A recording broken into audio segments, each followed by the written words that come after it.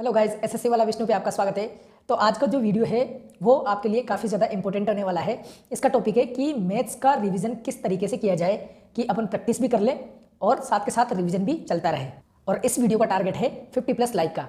मैं आशा करता हूँ कि अपन सब मिलके इस टारगेट को जरूर अचीव करेंगे, ठीक है। और मैं आपको भी बोलता हूँ कि सुबह मॉर्निंग उठ के अपने लिए एक टारगेट सेट करो और पूरे दिन उस टारगेट को अचीव करने में लगा दो। आपकी जो लाइफ है ऑटोमेटिकली अच्छी हो जाएगी, स्टडी काफ़ी अच्छी चलेगी। तो देखो, स्टार्टिंग में अपने पास क्या होता है, देखो एक समस्या तो ये है कि मैथ्स का सिलेबस भी अपने को कवर करना है। और जैसे जैसे अपन पढ़ते चलते हैं, जैसे जैसे आगे बढ़ते हैं, अपने पास क्या है, मैटर ज़्यादा हो जाता है। तो देखो, बिना रिवीजन के चीज़ें अपने दिमाग में स्टेबल रह ही नहीं सकती है। कोई भी आदमी है, चाहे कोई भी सब्जेक्ट हो, मैथ्स हो, रीजनिंग हो, इंग्लिश हो, जीके हो, कुछ भी हो, अपने को रिवीजन की ज़रूरत जरूर पड़ती है। और जैसे जैसे कंटेंट बढ़ता है, अपने पास जो रिवीजन है वो एक बर्डन सा बन जाता है। और जो मैक्सिमम स्टूडेंट होते हैं वो रिवीजन को स्किप करते चलते हैं। सबसे बड़ा रीज़न कम याद होने का या चीज़ें स्लिप होने का यही है कि अपन प्रॉपर रिवीजन नहीं करते हैं। रिवीजन नहीं करने का रीज़न एक होता है कि लोग सोचते हैं कि अगर मैं रिवीजन में ही टाइम लगा दूंगा तो मैं आगे की चीज़ें पढ़ ही नहीं पाऊंगा। और इसी वजह से वो आगे की पढ़ाई करने के चक्कर में जो पीछे की जो चीज़ें उन्होंने पढ़ ली है उनको वो साथ के साथ भूलते भी चलते हैं। मैं आपको एक चीज़ बता देता हूँ, जब भी अपन किसी चीज़ को पढ़ते हैं, अगर थोड़े टाइम बाद ही अपन ने उस चीज़ को रिवाइज कर लिया तो वो चीज़ अपने दिमाग में काफ़ी ज़्यादा स्टेबल हो जाती है। अगर हमने उसके जो रिवीजन है उसको स्किप कर दिया, फिर कुछ टाइम बाद, थोड़े टाइम बाद उस टॉपिक को दोबारा उठाया तो उसमें उतना ही टाइम लगेगा जितना कि उसने स्टार्टिंग में दिया था। तो सेम मैथ में भी यही हाल है। स्टार्टिंग में आपने कोई टॉपिक सीखा और उसके बाद आपने उसके क्वेश्चन किए, ठीक है। फिर जैसे ही आप नेक्स्ट टॉपिक पे गए तो आप नेक्स्ट टॉपिक के क्वेश्चन कर रहे हो, इस टॉपिक के क्वेश्चन कर ही नहीं रहे हो।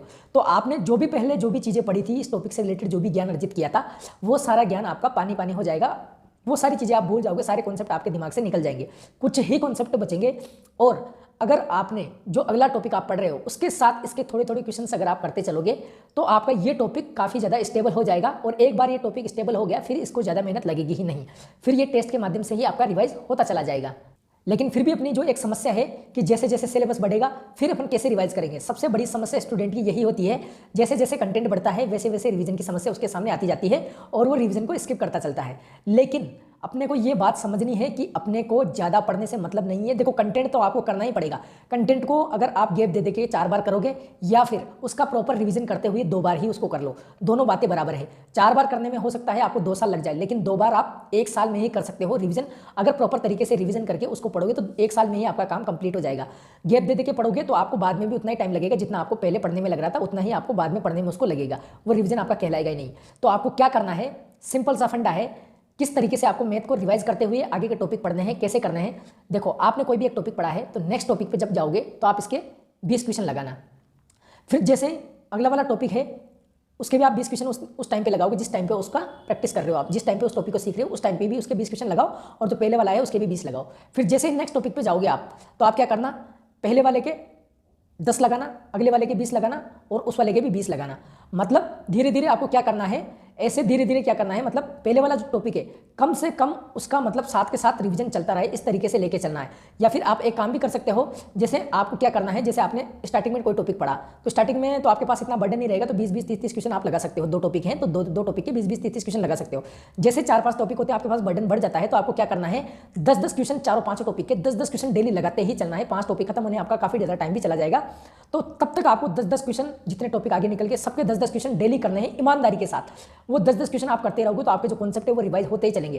कितना ही सिलेबस आपके हो जाए, 10-10 क्वेश्चन आपको एक ईमानदारी के साथ, रेगुलरिटी के साथ फॉलो करने हैं। 10-10 क्वेश्चन आपको डेली ही मैथ के जो प्रीवियस टॉपिक आपने पढ़ लिए उसके करने ही करने हैं। अदरवाइज अगर आपने ये चीज़ नहीं करी है तो पहले के जो टॉपिक आपने पढ़े हैं वो जब तक आप एंड तक किसी टॉपिक तक पहुंचोगे तब तक आपके पहले के जो टॉपिक है उनके कॉन्सेप्ट गायब हो चुकेंगे, आपको दोबारा से वो टॉपिक पढ़ने पड़ जाएंगे, टाइम का बहुत बड़ा लॉस हो जाएगा। लेकिन अगर आप साथ में रिवीजन करते चलते हो तो आपका कोई भी लॉस नहीं होगा। साथ में आपने जो पढ़ा है वो आपको गुणा जाएगा, मतलब वो मल्टीप्लिकेशन उसका होता रहेगा और आपका जो चीज़ें हैं वो एक्सपोनेंशियली काम करती रहेंगी, ठीक है। तो आपको क्या करना है, रिवीजन को सबसे इंपॉर्टेंट मान के चलना है। सिलेबस जल्दी जल्दी खत्म करने से कभी भी मार्क्स नहीं आते हैं।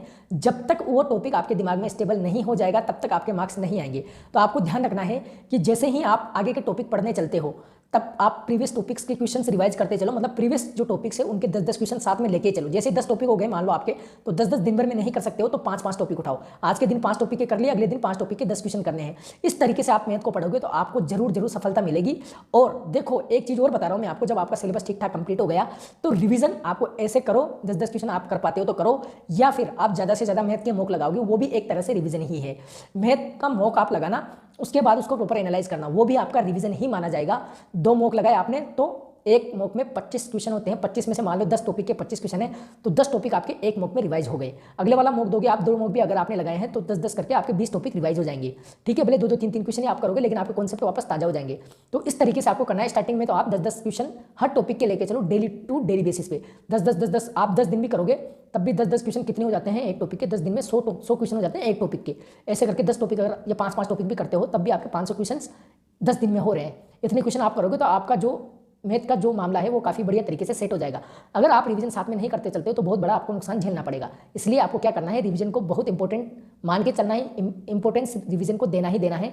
अगर आप मैथ्स के सिलेबस को कवर करने के पीछे भागोगे तो आपका बहुत बड़ा नुकसान हो जाएगा। आपको क्या करना है, रिवीजन को साथ में लेकर धीरे धीरे सिलेबस हो, और सबसे पहले इंपॉर्टेंट टॉपिक ही आपको करने हैं। इंपॉर्टेंट टॉपिक जैसे आपको पता नहीं हो तो मैं भी इस पर पर्टिकुलर वीडियो बना दूंगा, लेकिन इसके लिए आपको बाकायदा कमेंट करने पड़ेंगे कि जो इंपॉर्टेंट टॉपिक है उनके ऊपर एक वीडियो बना दो। ये आपको कमेंट बॉक्स में मेरे को बोलना पड़ेगा, अच्छे खासे कमेंट आएंगे तो मैं उस पर वीडियो जरूर बनाऊंगा। ठीक है, तो होप आपको वीडियो अच्छा लगा होगा। वीडियो में आपको कोई भी अच्छी बात लगी है तो वीडियो को लाइक जरूर करना। आपका जो सपोर्ट है वो हमारे लिए बहुत इंपॉर्टेंट है। ठीक है, थैंक यू वेरी मच। आशा करता हूँ आप अच्छी पढ़ाई